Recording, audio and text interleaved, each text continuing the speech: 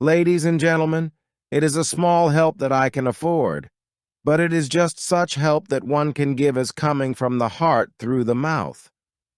The report of Mr. Meyer was admirable, and I was as interested in it as you have been. Why, I'm twice as old as he, and I've had so much experience that I would say to him when he makes his appeal for help, don't make it for today or tomorrow, but collect the money on the spot. We are all creatures of sudden impulse. We must be worked up by steam, as it were. Get them to write their wills now, or it may be too late by and by. 15 or 20 years ago, I had an experience I shall never forget.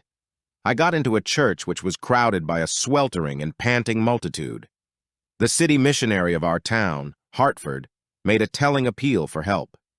He told of personal experiences among the poor in cellars and top lofts, requiring instances of devotion and help. The poor are always good to the poor. When a person with his millions gives $100,000, it makes a great noise in the world, but he does not miss it. It's the widow's mite that makes no noise, but does the best work. I remember on that occasion in the Hartford church the collection was being taken up. The appeal had so stirred me that I could hardly wait for the hat or plate to come my way.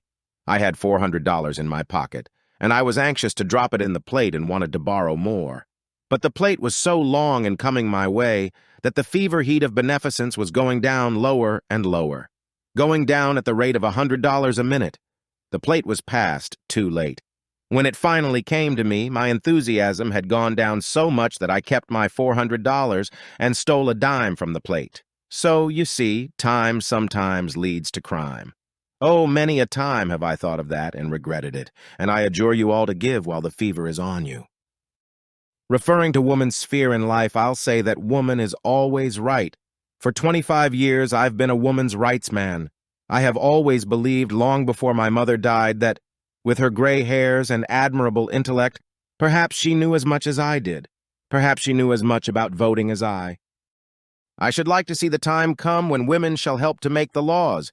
I should like to see that whiplash, the ballot, in the hands of women. As for this city's government, I don't want to say much, except that it is a shame. A shame. But if I should live 25 years longer, and there is no reason why I shouldn't, I think I'll see women handle the ballot. If women had the ballot today, the state of things in this town would not exist. If all the women in this town had a vote today, they would elect a mayor at the next election, and they would rise in their might and change the awful state of things now existing here.